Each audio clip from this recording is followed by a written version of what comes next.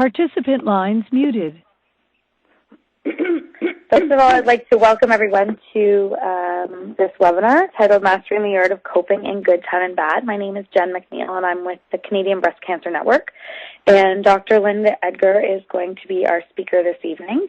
What I have done is actually muted all of our participants' lines. So if you're speaking right now and wondering why I'm not acknowledging you, it's not that I'm intentionally ignoring you. It's that just to allow for everyone to be able to hear Dr. Edgar when she's speaking. We don't want any background noise. So for the presentation, I'm going to keep everyone's lines muted, so you will be able to hear myself and Dr. Edgar speaking, but you will not be able to hear any background noise. And then when it comes time to the portion where there's actually questions and there's more interaction, I'll unmute the lines and we'll have a chance to actually discuss. You'll have a chance to ask Dr. Edgar some of your questions and then have a little bit more dialogue. So I'm just going to quickly explain how this presentation works, and then I will turn it over to Dr. Edgar. So you will see in the main part of your screen, you're going to actually be able to view the slides as Dr. Edgar is speaking, and she'll be changing the slides, and you can follow along with what she's saying. On the left side of your screen, you're going to see a toolbar, and what's that toolbar? At the top of it, you'll see the Arcadin logo, and right below that, you're going to see somewhere that says Messages, and there's a little space that says type your chat message here.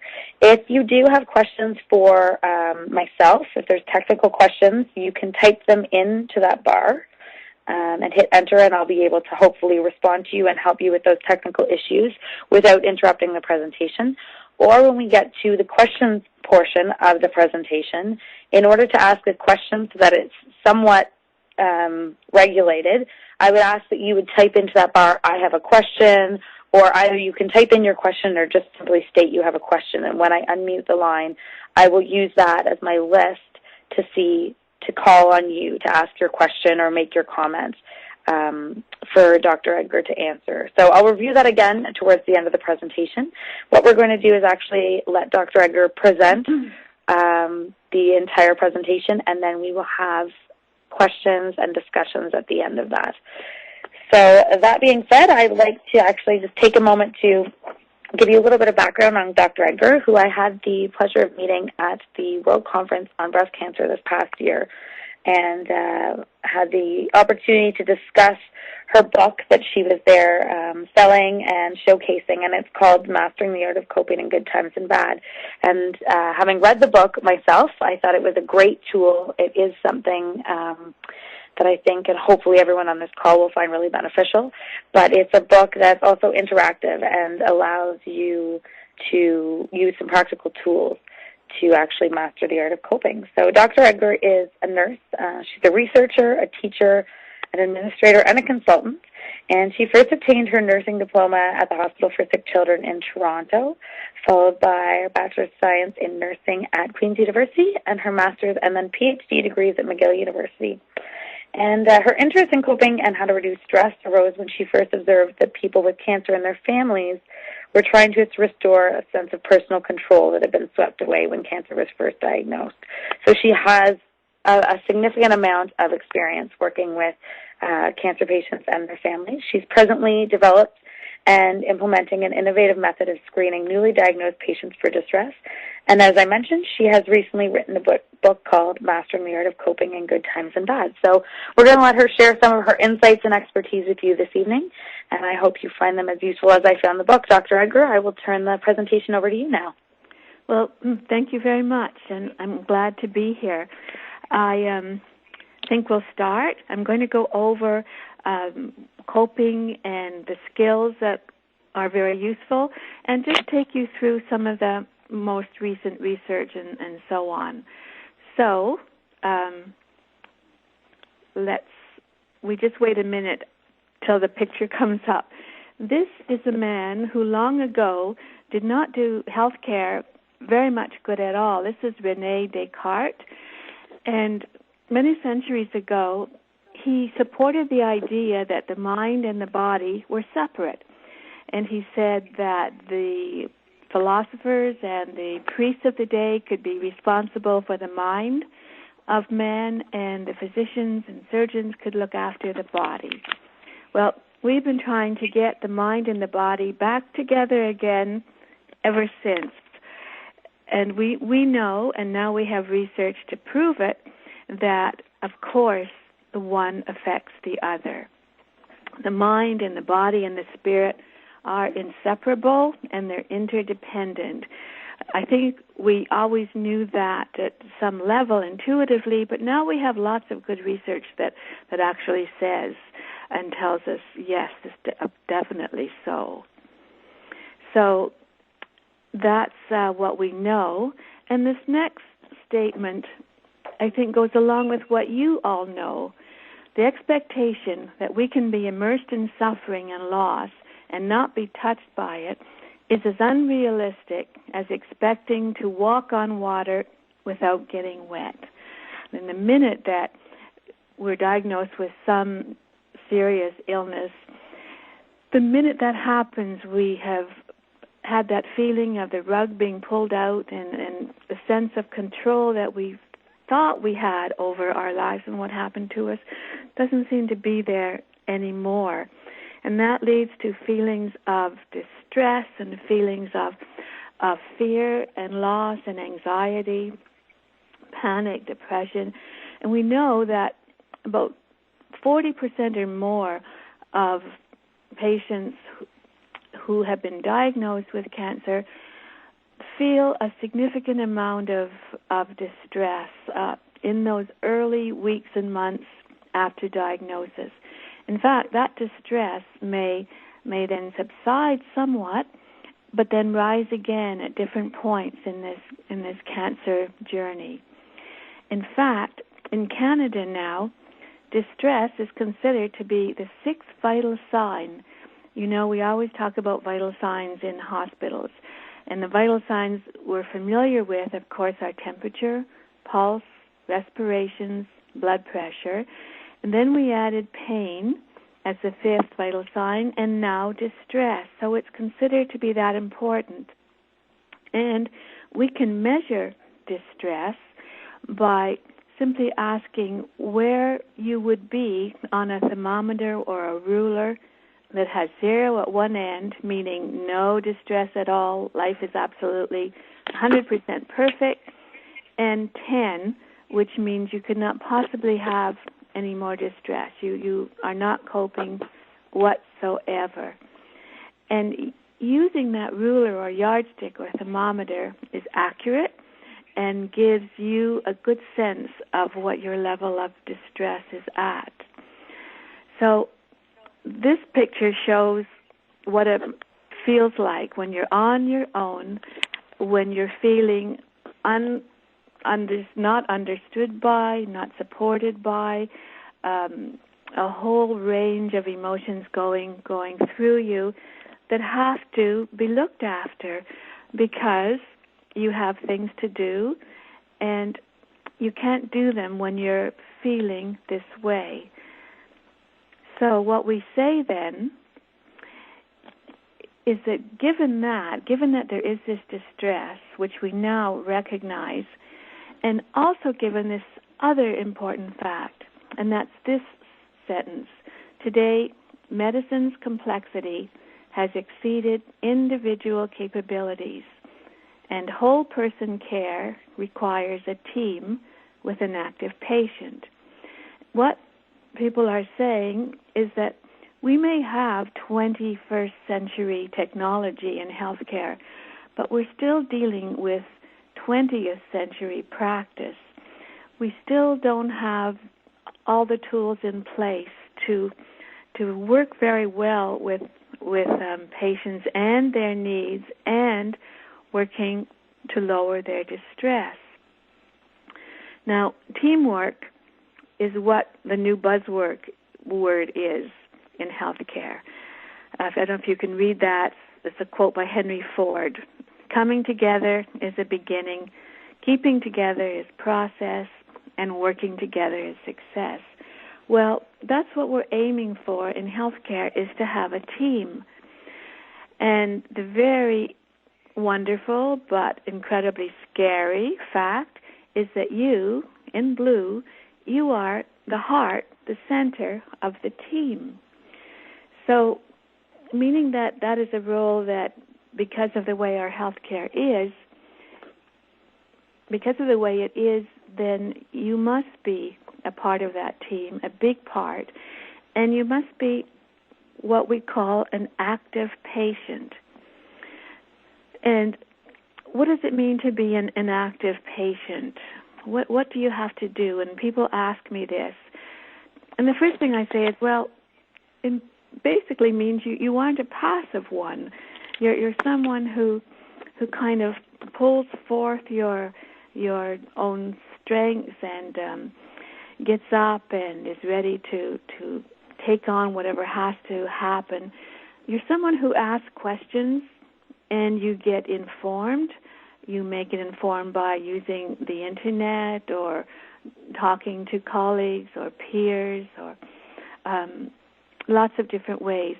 You also are someone who uses and who knows your own strengths, because none of us have got where we are without being pretty good at coping, surviving, and so forth.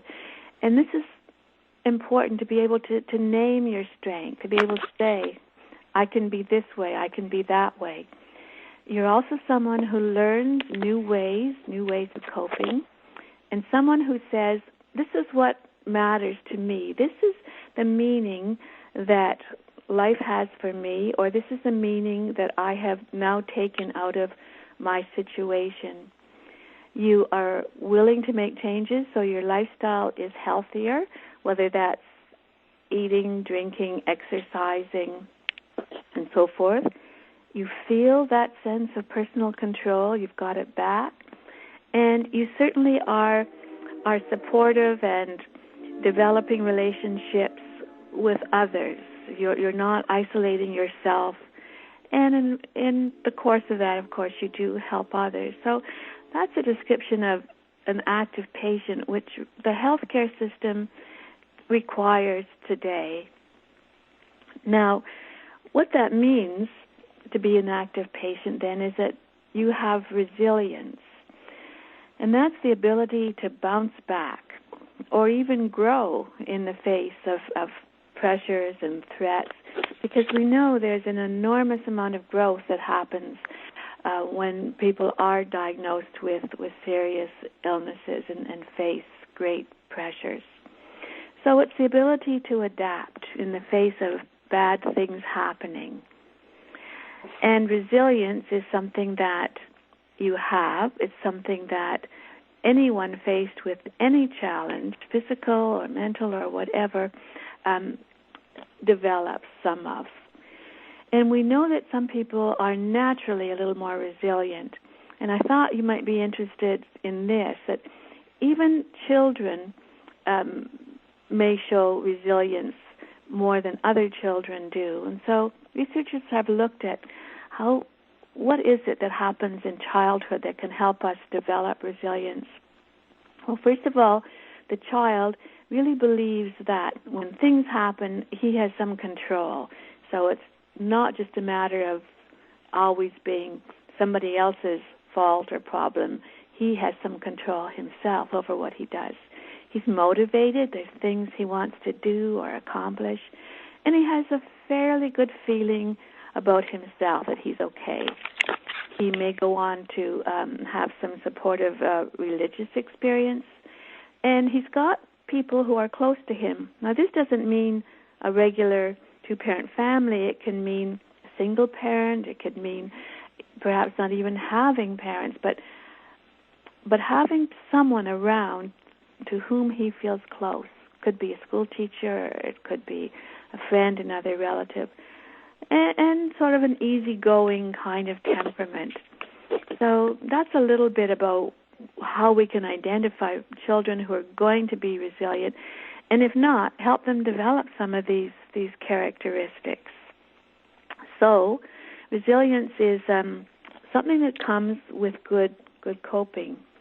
Now, I thought you'd be interested in this too. This is a study where researchers asked people across 26 countries. They said to them, what's a good day like for you? What happens when you have a good day?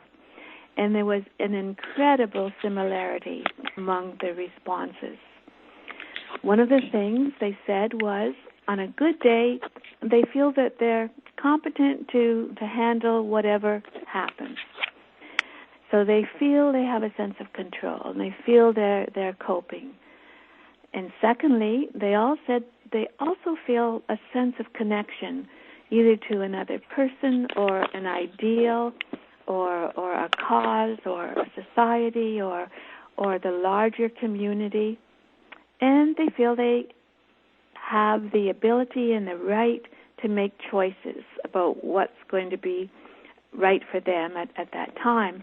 So the similarities of what makes a good day seem to be pretty much universal. So those are things that we want to work on to make sure you have good days, and so does everyone dealing with serious illnesses.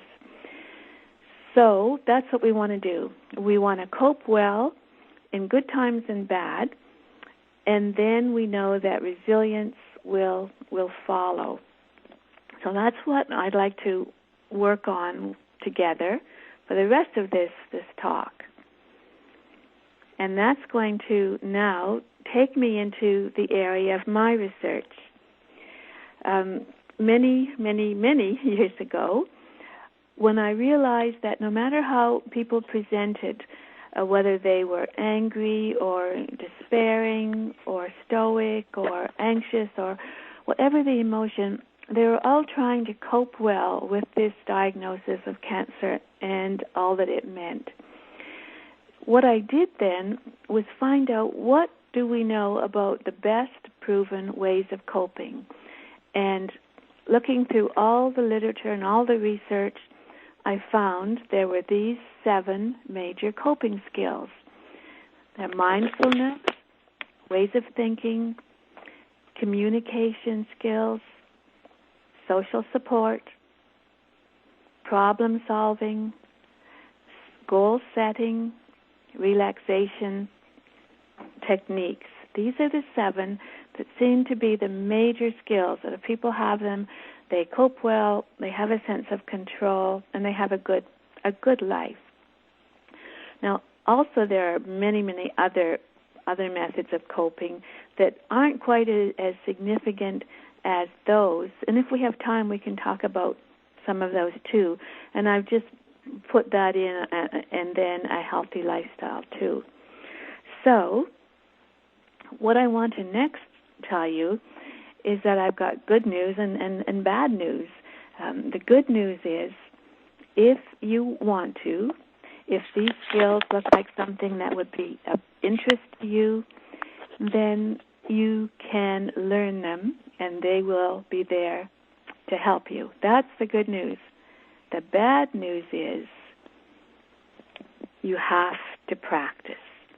And just sitting there in your comfort of your homes, think about how many times you think you would need to practice these skills to learn them, so they become second nature, that you just pull them out and use them whenever you need them. And probably you're thinking numbers from 1, or looks like I just need to go back to my web login here. But think about the number of times you think.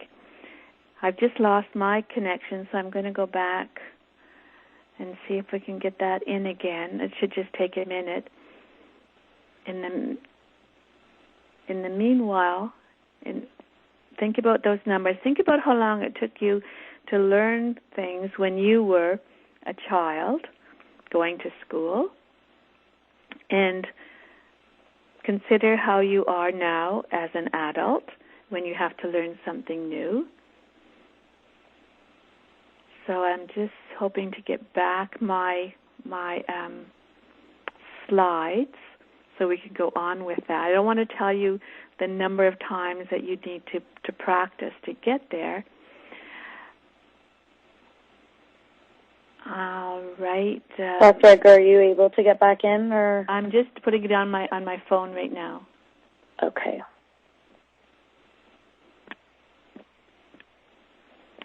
Okay, we're back in. Okay, good. So the number of times you have to practice is 30 to 60 times. And we know that from research, that if you practice those skills from 30 to 60 times, then you will have them. So often you hear something or read something in a magazine or at a talk and you say, well, that sounds good. I'll give that a try. That'll help my fatigue, anxiety, pain, stress, whatever. And you do try it once or twice and nothing changes and you say, well, that's not helpful. It's because you didn't practice. You observed. Now, the good news again is it doesn't take a lot of practice at all. The practice can last 5 minutes or a minute, certainly something that we all have time for. So you do have to be somewhat persistent. And this quote says, never give in, never, never, never, never, never. And that's by Winston Churchill. On the other hand, when you're practicing, there are going to be times when you just don't feel like it. And that's fine too, because you're choosing to not do it. And that's fine, and you'll make a decision to do it when the time for you is right again. So what I would like to do now is take you through 2 of the skills, show you how simple they are, and give you an example of how you would go about learning them for yourself. I thought I would start with skill number 1, which is called mindfulness or mindful meditation. And some of you may be aware of that. It's not new, but the research on it in the last 20 years or so has certainly been much more than we had known before, and we found that mindful meditation can create better health, lower stress, and make your quality of life, your life seem very good. And all mindfulness is being aware of the present moment, meaning you're not thinking about something that happened in the past. You're not thinking about something that's going to happen in the future. You are thinking about the moment. And also, while you're thinking about something in the present, you're not judging. You're not doing any sort of comparison, or you're simply being aware. You're focusing but not reacting. And as someone said, awareness in itself is healing. So mindfulness has incredible numbers of benefits. It promotes energy, healing, well-being, lots and lots of research. And if we were able, I would have each one of you take a raisin and put a raisin in the palm of your hand, and for maybe 30 seconds, I would have you examine that raisin, putting your mind on it. You can touch it with your finger. You can move it around and smell it and have a look at how it looks with its ridges and different colors. And if your mind wandered, I would simply say, just bring it back to the raisin. Just bring it back. Not any problem at all, but bring it back. Keep your mind on the raisin, enjoying being aware of it. And then I would ask you to eat the raisin and keep your mind on how that feels, how the raisin tastes and what it feels like in your mouth. And that is mindfulness. And then I would say to you, you have to practice this in order to develop it as a skill that belongs to you and will bring you enormous benefits. And I would say, what will you do that you will be mindful of tonight before this day is over? One lady said that she always had a beer before bedtime. And she said what she was going to do is, as she poured her beer, she was going to watch the bubbles come as she poured the beer from the bottle to a glass. She was going to focus on those bubbles that appeared, the color, the shape, the size. And that was her practice in mindfulness. Someone else was going to sit with their dog or cat and pet them, but keep their mind on that activity, being mindful. How did it feel? Were there any sounds? Was there a different sensation? And keep their mind on it, and if their mind wandered, they would bring it back and simply enjoy that awareness. So for everyone who's listening, I'd love for you all to think of something that you can do tonight that you can be mindful of. If you haven't done your dishes, you could perhaps enjoy the bubbles that you see in the dishwater. If you're having a bath, you can enjoy the water, the warmth, the sound it makes, the color, and so forth. So think of what you can do, and I ask you again, how many times do you have to practice this mindful meditation exercise? And you're right, 30 to 60. So that's the first skill, and we present it first because being mindful helps you learn every other skill, and it provides an incredible amount of energy and well-being, and is very good also in lowering fatigue and distress. Okay, so now I want to talk to you just a little bit about the second skill, and then we'll be able to take some questions after this, and I'd love your opinion on what you think. So this is probably the most important coping skill that is useful in all of life. It's simply the ways in which we think, the way the mind works. And this next slide is probably contains some of the most important information that you'll ever get. You may know it may just be a review, but let's go over it. Facts. Would you agree that most of life consists of facts over which we have little or no control? We don't have control over, by and large, over what illnesses or diseases or conditions we get, where we live, what we do, what our neighbors do. Anything that is a fact is something that we don't have a lot of control over. For every fact, we immediately have a thought. Now, this thought may go through our minds so quickly that we're not even aware we've had it. It just goes through in a nanosecond. It's just like a wisp of cloud. It's you many times don't know you had that thought. But from that thought comes a feeling. And these are the feelings that guide what we do. If we're feeling sad, lonely, scared, anxious, depressed, hopeful, optimistic, all of those feelings came from the thoughts within our minds. And look what's incredible. We have little or no control over the facts in our lives, most of the facts in our lives. We have total control over the thoughts. And as the thoughts change, so do the feelings change. And it is the feelings that drive what we do and how we are. A quick example is as a fact. Let's say someone you know walks down the street and passes you by. You're walking down the street. They pass you by and don't speak to you. That's a fact. You had little or no control over that fact. Immediately you'll have a thought.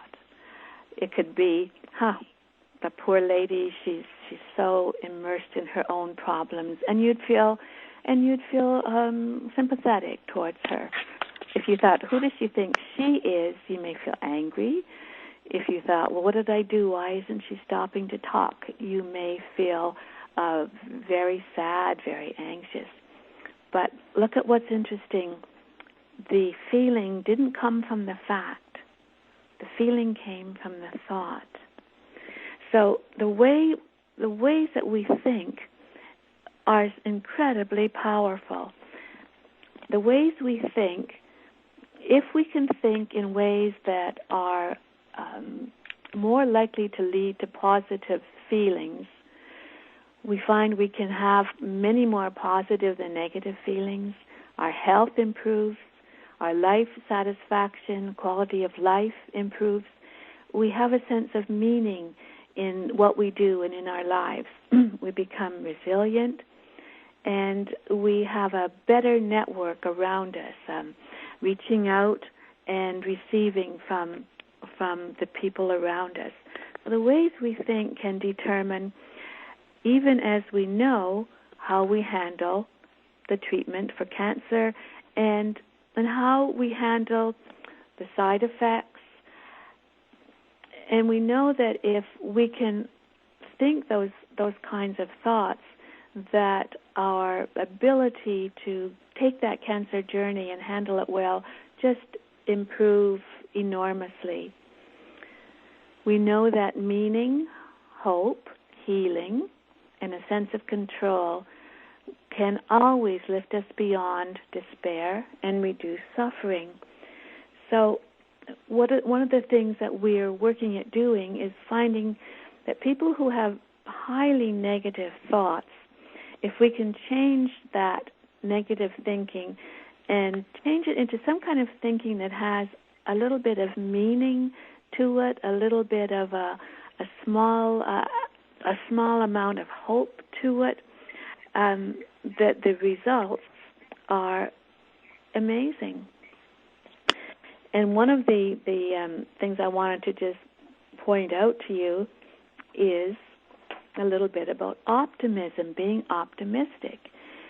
We now know that optimism is not only something that makes us feel better, it can also predict how satisfied we are with life, what kind of a coper we can be, our success in life, our health, how long we live, and it can predict that we will not be brought down with severe depression and anxiety. In fact, optimism is a better predictor of success in school and education than IQ is. And optimism is a predictor of people having better health, fewer strokes, fewer heart attacks, and so on. And the thing is, it's so amazing, we can cultivate it.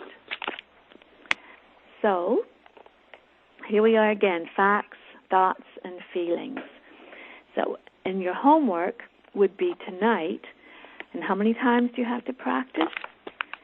30 to 60.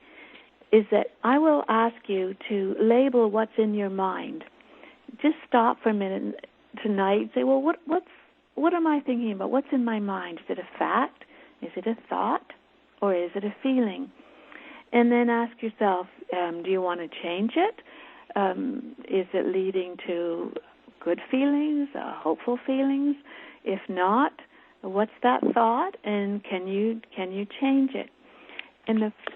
And what we'll talk about, I hope, later is that you can change it. It doesn't have to be changed to something incredibly positive.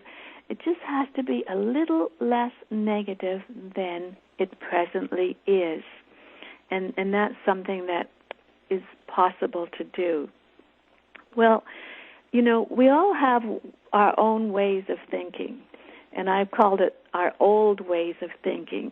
And we found that the way we think is pretty much an outcome of something that is close to us, our values, our beliefs, the things we grew up with, the ways of thinking we learn from our parents, religious leaders, neighbors, whoever. And beliefs are generalizations that we hold, and we hold them fairly firmly about life and about how we are too. And some beliefs are great, and the problem is many more of them aren't.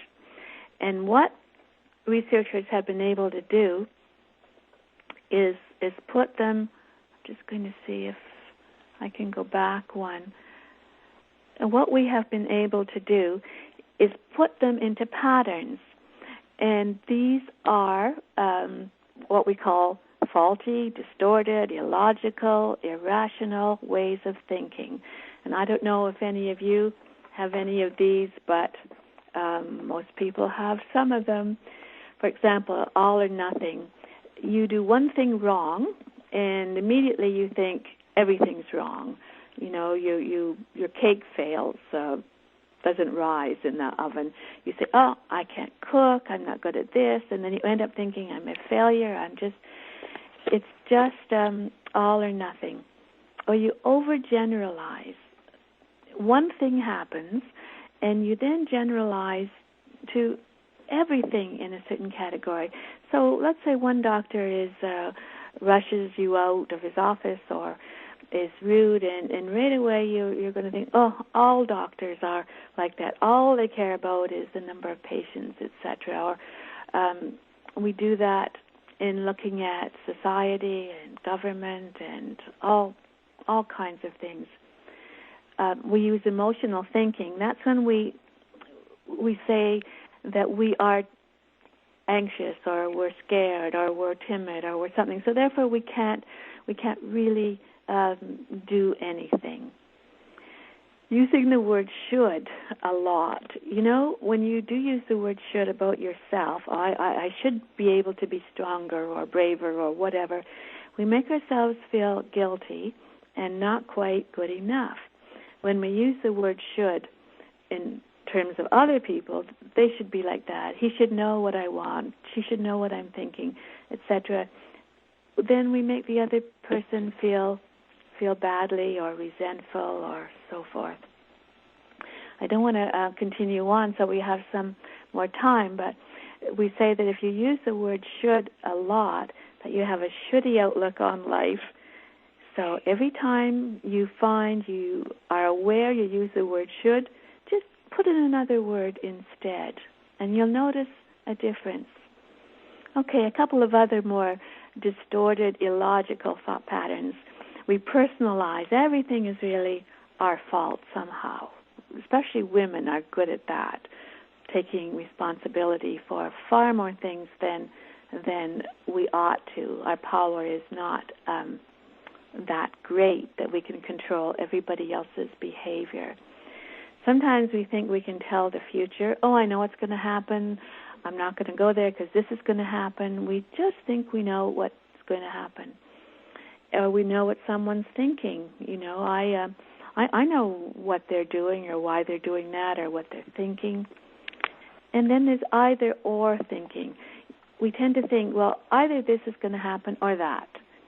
Instead, if we thought more like both and, for example, yes, I am shy, but instead of saying, oh, I'm too shy, so I can't go to this party, instead of saying that, we would say, oh, I am shy and I'm going to the party. So we're using a slightly different kind. Now, if you recognize those kinds of patterns in yourself, that's step number one. And then what you do is just change them, just tweak them a small bit. So then just to sum, I talked a little bit then about the first two skills, mindfulness and ways of thinking. And the other ones we don't have time to go over, but you've got the list of what they are. And under a healthy lifestyle, in the book that I wrote, I simply included a page on many, many other aspects of good living and quality of life. And so I put in things like exercise, nutrition, laughter, forgiveness, managing grief, optimism, gratitude, spirituality, self-trust, finding meaning, managing pain, sexuality, and I'm sure there are others that I could have added, but they're all important too. But the basis of good coping and resilience is found in the 7. So, I won't go into the healthy lifestyle, but basically it's simply a plan that you make for yourself, and you just do the best that you can do. And that means being kind to yourself. So if you don't feel like eating well or exercising or doing this or doing that or practicing this day, one of those skills, no problem at all. You simply give yourself time off and know you're doing the best you can do at that moment, and you'll catch up when you're ready. So there we are. And what I have done then is take my research on coping and put it into a book called Mastering the Art of Coping in Good Times and Bad. And, of course, it covers the 7 skills and the healthy lifestyle. And as you can see, I have a website there called artofcoping.com. And if any of you are interested in purchasing the book, I've put down a code, webinar, meaning that if you enter that code, I'd be very pleased to send you the book for $10 because of the webinar, where usually I ask for $20. So if you are interested, I want to make it a little bit easier for you to follow up on that. And now I'm hoping we're going to be able to take some questions. That's what the book looks like. The person in that chair is someone who is coping, is resilient, and having a good life. So to end, I just say this: when love and skill is learning those coping skills, when they work together, expect a masterpiece. So there is a little introduction to what we know about coping well, and I'd be very pleased to have any comments or questions too. Thank you, Dr. Edgar. That was very insightful and excellent presentation. It's too bad we don't have longer to actually go over the other 5 skills, but now we know that what they are, and at least we have a better understanding of the first 2, and I know, as you mentioned, you do cover the other 5 in your book, and the book also has some activities and exercises to do with each of the skills to help develop those, if I recall correctly. So I think... Right. I think what I try to do is take these skills and make them simple, make them practical and easy to learn, because when people are anxious and under stress, it's not that easy to learn something new. So the idea was to really focus on doing that bit of practice and make those skills simple. Mm-hmm. Excellent. Well, we will take questions from the participants in a moment. So I'm going to unmute everyone's line in just a moment. And if you do have a question, if you could just type in to underneath the messages or under the chat icon there to the top left of your screen, just type in the word question or I have a question, and your name will appear on my screen, so I'll be able to actually let you know once it's your turn. And I forgot to mention this at the beginning. We are actually recording this webinar, so that if you know someone who would like to listen to this or you think would benefit from this, they will be able to go online to cbcn.ca, and you will be able to actually hear this webinar. Or if you want to review it and listen to Dr. Edgar again, you'll be able to do so. So because we're recording it, we will try to keep people's confidentiality as best we can. So I just ask that if you're using names, that you just use your first name, and I'm going to call on you by your first name because we will also be recording the question and answer period as well. So just give me a moment, and I will unmute the lines. Before I do, we do have one question coming in, Dr. Edgar, and Marilyn's asking, would the book be discounted for a while?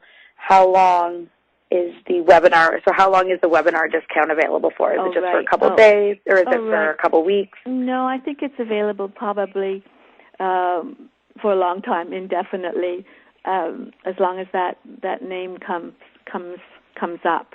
So don't definitely, excellent. So yes, indefinitely. Perfect. So Marilyn, I hope that answers your question. And participant lines unmuted. So we've just unmuted everyone's line. If you do have a question, like I said, please just type in the chat box that you do have a question, and then we'll go from there. I'll just give everyone a moment because I know sometimes it's a little harder.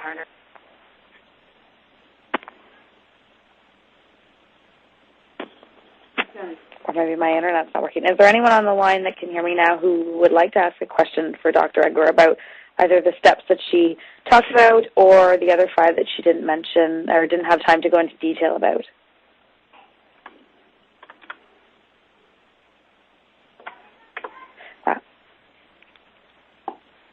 Marilyn says thank you, so you're welcome, Marilyn. Dr. Edgar, you must have done an excellent job of explaining. I know you answered a lot of the questions that I had in my mind. Well, I have a question. If nobody else does right now, and that is, didn't anyone want to question me on the facts, thoughts, and feelings diagram, where I say simply change your thought a little bit, make it a little less negative? Didn't anyone want to challenge me to say, well, look, some of these facts are really, really awful. The things that happen to human beings in this world with illness and tragedies and so forth. And then I'm saying, make your thought a little less negative. Doesn't anyone want to say, well, how could you do that? Did anyone think that? Sure. Yes. Mm-hmm. Honestly? Of course, all the time. Oh, good. Okay, good. I'm glad you did. And there's an answer to that, and that is that the brain is incredibly clever, I suppose we'd say. It's what organizes and manages us and looks after our functioning and our thinking and so forth. But we know that the brain is also incredibly naive and incredibly, in some ways, stupid. And to illustrate this, I'm just going to ask you to use your imagination for a moment. And then I'm going to ask you to respond. I want you all to just imagine you've got a lemon in front of you, a nice bright yellow fresh lemon, and you cut a big chunk out of that lemon, a big wedge. You squeeze the juice onto a big tablespoon, so it's full of fresh, cool lemon juice. And now just imagine putting it into your mouth and swishing it around and then swallowing it. Just put your imagination to work. Just do that. Now, my question to you is, did any of you notice anything? And what was it? Your mouth watered. Your mouth watered? Yes. Yeah? Anybody have any little tingling or feeling their saliva was a little runnier or a little more, something like that? Did anyone, was there anyone who felt nothing at all in their mouth or throat? Usually about 90 to 95% of people really do feel something fairly strongly. But remember, there are no lemons in this webinar, none. And your mind, your brain knew it, but it responded to the thought. You thought there was a lemon, you imagined, and your brain said, okay, all right, I'll react to that thought. And it reacted strongly, right? With actual changes in the body, changing the production and composition of saliva is pretty powerful. So we can give the brain a message, a thought, that you don't believe yourself, and the brain will respond to it. And I think we're only beginning to understand how powerful that will be. And if you have trouble thinking of something, remember you just have to make it a little less negative. Sort of admitting that, well, maybe you don't think things are going well for you, but admitting that maybe another time they could go a little better. Probably some people, they are going a little better. Just entertaining a slight possibility. And certainly you can have a lot of sort of thoughts that you just keep around to say. I mean, you can wake up one morning and feel you're just having a bad hair day and you're achy and tired and grumpy and having to do things you don't want to do. And you can say to yourself, oh, I feel good today. It's going to be a good day. And your brain will react to that thought. So you can find some nice thoughts, affirmations perhaps, that you can just stick in and give your brain. And there you are. Any comments on that? We just had one comment, and someone typed in and said, in regards to the lemon juice, it did make her mouth pucker, but then she changed her thought to have it tasting pleasant. Mm-hmm. So yeah. She's applying exactly what you were saying. Yes. Yeah. Marilyn, you had a comment you wanted to share? Yeah, I just wanted to say that like fear of reoccurrence probably goes into everyone's head quite frequently. Yes. And it's just funny that that you have this webinar now, because I was just I'm just going through that right now again. Just like nothing's happening. It's just the mental fear. Yes. And I have one of my checkups coming up. And I spoke to a friend of mine who's actually gone through a different type of cancer, and his checkup's coming up now too. And we were just talking about how it doesn't matter how much time has passed. You think it would get easier, but it really doesn't. So I'm glad that you've had this webinar, because it's given me a few different ways of looking at it and some tools that I can look into. So I just wanted to say thank you. Oh, thank you. That's good. And you're right, no matter how many years it is, that it's still there, and it's going to come up when it's time for a checkup. And there are thoughts like that you can say. This happens to everyone. It's part of the process. Or something like, I entered this day with a peaceful heart, one step at a time. This is a natural response. This is how humans respond. There's different kinds of things you can do, right? Absolutely. Karen just made a comment, and she says a trick that she's been told in regarding negative thoughts is to try and go 5 minutes without a negative thought, and then try to go for 30 minutes, and then an hour, and then a day, etc. She says it's very hard, but a good tool to start practicing.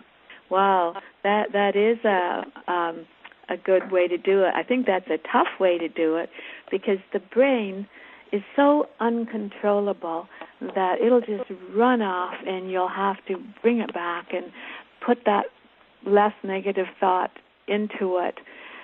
And it's like training a toddler not to touch something or not to go somewhere. The brain really needs that, you bringing it back and putting in that less negative thought.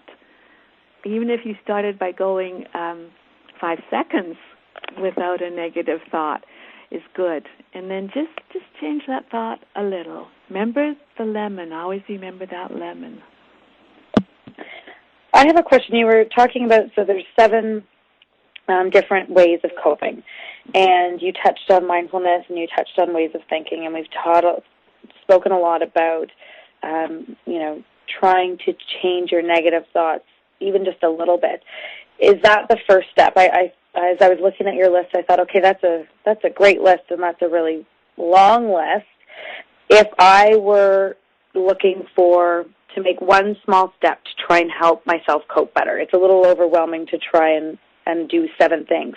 Mm-hmm. Is there one step or one first little step that someone could take that would make the biggest difference? Is it trying to think more positive? What's that one step, do you think, that if someone just has enough energy to do one thing at that time, what should they put their energy towards? If they can just do one thing, and that's the beauty of these skills, because you can just do them for the mindfulness and ways of thinking, just 30 seconds whenever you think about it. I would start with number 1 with mindfulness.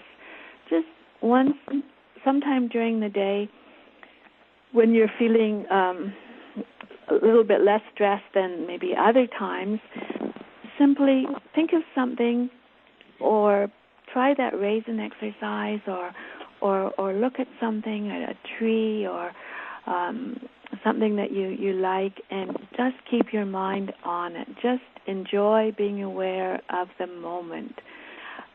That's surprisingly strong and powerful. And then, because that takes so little time, and you can do it and then go back to whatever you are doing, then I think at the same time you can just start now and then saying, well, what's in my mind? Is it a fact? Is it a thought? Is it a feeling? If it's a thought, is it helping me or is it not? Is it making me feel good or not? And just knowing what that thought is, it can allow you to just change it a little bit, just a little bit. And I think those things are very, very small. They take almost no time, and they are very, very powerful. So I would definitely start just with those. Becoming aware of the way I think. Oh, I always seem to think like this. I always think this way or that way or whatever. Just be aware. That's a first step in changing behavior too, being aware. So I guess I'm saying I do those 2 quick little things. Well, those are 2 helpful ones, I think, that would help us get started at least. Mhm. Yeah. Yeah. Alex has a comment, and Alex says a friend once suggested picking a positive song, and if you wake up with negative thoughts and feelings, you can just put the song in your head and try to focus on that positive song until you're past the negative feelings. That's a nice thought too. I think that's good if you've got a nice positive song and you can just sing it or think about it for a bit. I think that's great. I think that's a good thing to do. Or sometimes Thank you for your suggestion, Alex. Yes, that's great. Or it may be something else, or you think about some person who you love, or a pet, or a wonderful memory that you have of something that happened to you. To simply let yourself think about that and enjoy remembering, because that's helpful too. Perfect. I'm just going to change the slide to your website again, if that's okay. Okay. So if anyone is looking to get a copy of the book, and they can also contact you through your website, Dr. Edgar? Right. If someone had any additional questions or whatnot, they could contact you through artofcoping.com. That's right. Or they could Perfect. email me directly also. And your email address for those listening is? Right. I guess I didn't put that down. It's Linda, Linda, at cherrylane.net. And that's CHERRYLANE.net. Perfect. Excellent. Well, that brings us to the top of our hour. So I know we probably have a lot of busy women on the line with us, so we'll let everyone get back to their lives and hopefully practice some of the techniques that you've taught us tonight. I know it's a good refresher for me, and I'll definitely be trying to practice some of those. Thank you so much for your time, Dr. Edgar. I know the 2 techniques that you spoke about were definitely, it was great to get more insight, and there is, as you mentioned and as I've mentioned, the other techniques are actually in your book as well. So $10 for the book, I think, is a great deal. And for those of you who joined us, thank you so much for participating in this webinar and for taking time out of your busy schedule, and hopefully you benefited from this. We're getting a lot of notes that are coming in, Dr. Egger, that are saying thank you for your thoughts. So thank you for your time. Thank and you. On that note, we'll close the webinar. Everyone have a wonderful evening. Thank you. And good luck mastering the art of coping. Thank you. Thank you. Thanks. Good night. Good night.